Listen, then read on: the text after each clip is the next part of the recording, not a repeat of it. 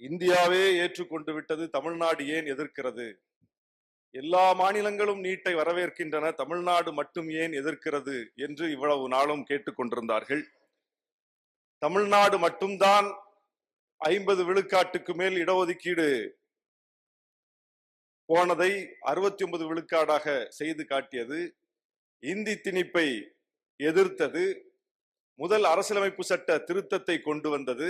இந்தியாவில் யாரும் நினைத்து பார்க்காத காலத்தில் தமிழ்நாடு மட்டும்தான் இவற்றையெல்லாம் செய்து காட்டியது. அந்த வரிசையில் நீட் கொண்டு வரப்பட்ட போது யாருக்கும் அதனுடைய வீரியம் புரியவில்லை. அது எவ்வளவு பெரிய கொடூர தேர்வு முறை என்பது யாருக்கும் விளங்கவில்லை.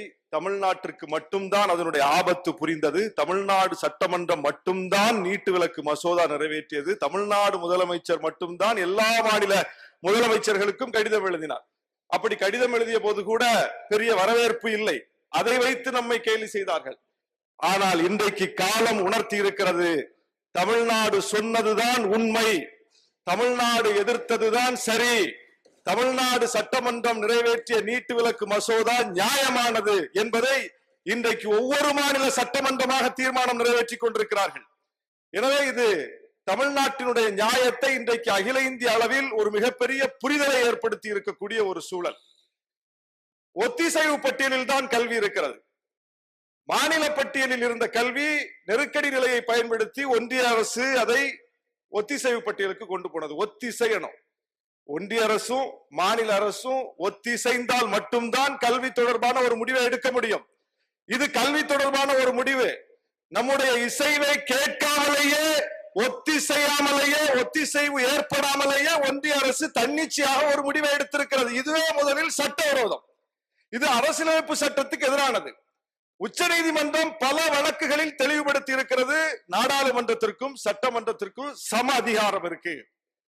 நாடாளுமன்றத்தில் ஒரு சட்டத்தை இயற்றுவதற்கு அதிகாரம் இருக்கிறது என்றால் சட்டமன்றத்திற்கு அந்த சட்டத்தை எதிர்ப்பதற்கு அதிகாரம் இருக்கிறது. அவர்கள் ஏற்றுக்கொள்கிறார்கள் என்றால் நாம் மறுப்பதற்கு நமக்கு அதிகாரம் இருக்கிறது. நாடாளுமன்றத்தில் நீட் வேண்டும் என்று சொல்லிவிட்டார்கள், சட்டமன்றத்தில் நீட் வேண்டாம் என்று சொல்லிவிட்டோம். நாடாளுமன்றம் சொன்னது சரி என்றால் அதற்கு அதிகாரம் இருக்கிறது என்றால் சட்டமன்றத்தில் வேண்டாம் என்று சொல்லி இருக்கிறோமே, இதற்கும் அதிகாரம் இருக்கிறது. இதையும் ஏற்றுக்கொண்டாக வேண்டும். நாடாளுமன்றத்தில் இயற்றப்பட்டதை மட்டும் ஏற்றுக்கொள்வோம், சட்டமன்றத்தில் இயற்றப்பட்டதை ஏற்றுக்கொள்ள மாட்டோம் என்று சொல்வதும் சட்டவிரோதம். எனவே நாம் சட்டவிரோதமாக எதையும் சொல்லவில்லை, கேட்கவில்லை. சட்டத்துக்கு உட்பட்டு, நம்முடைய அதிகாரத்துக்கு உட்பட்டு கேட்கிறோம். எல்லாவற்றுக்கும் மேலாக அவர்கள் இவ்வளவு நாளும் சொல்லி வந்தது உச்ச நீதிமன்றத்தினுடைய வழிகாட்டுதலில் செய்யப்பட்டிருப்பது. உச்ச நீதிமன்றத்தினுடைய தீர்ப்பின் அடிப்படையில் செய்திருக்கிறோம். எனவே இதுல எங்களால ஒண்ணு செய்ய முடியாது. அதைத்தான் நம்முடைய அண்ணன் மாலி அவர்கள் இங்கே குறிப்பிட்டார்.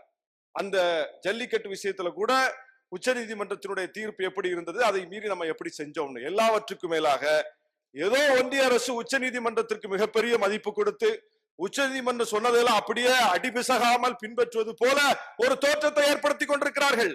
டெல்லி மாநில அரசுக்கு அதிகாரம் உண்டு என்று உச்ச நீதிமன்றம் சொன்னது, அதை மீறி அவர்கள் சட்டம் இயற்றினார்கள் அதிகாரத்தை பறிப்பதற்கு. தேர்தல் பத்திரங்கள் தொடர்பான விவரத்தை உடனே கொடுங்கன்னு உச்ச நீதிமன்றம் சொல்லுச்சு. அந்த உச்ச நீதிமன்றத்தோடு எப்படி மல்லு கட்டினாங்கன்னு பார்த்தோம்.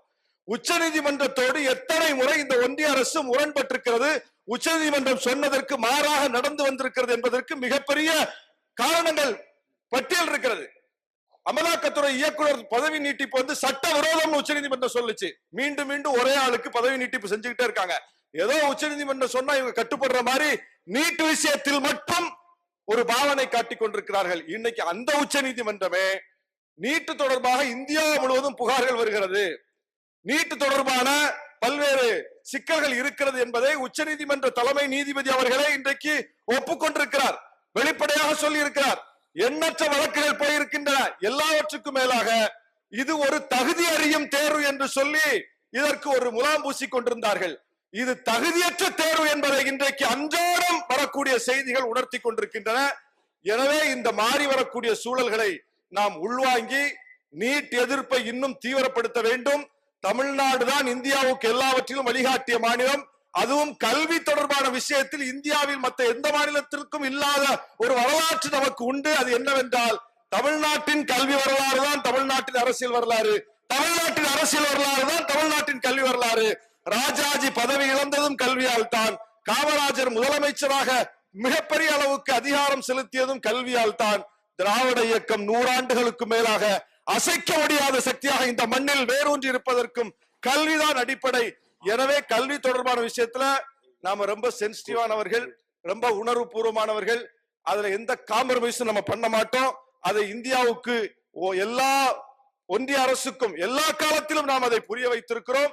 இன்றைக்கு நம்முடைய அந்த குரலை ஒவ்வொரு மாநிலமாக பின்பற்ற தொடங்கி இருக்கிற இந்த சூழலில் மீண்டும் இந்த சட்டமன்றத்தில் இன்றைக்கு நம்முடைய மாண்புமிகு முதலமைச்சர் அவர்கள் நீட் தொடர்பாக கொண்டு வந்திருக்கிற இந்த தீர்மானத்தை விடுதலை சிறுத்தைகள் கட்சியின் சார்பில் வரவேற்று இந்த அரசுக்கு இது போன்ற விஷயங்களில் எப்போதும் நாங்கள் துணையாக நிற்போம். பாதகம் செய்பவரை கண்டால் நாம் பயங்கொள்ளலாகாது பாப்பா, மோதி மிதித்து விடு பாப்பா, அவர் முகத்தில் உமிழ்ந்து விடு பாப்பா.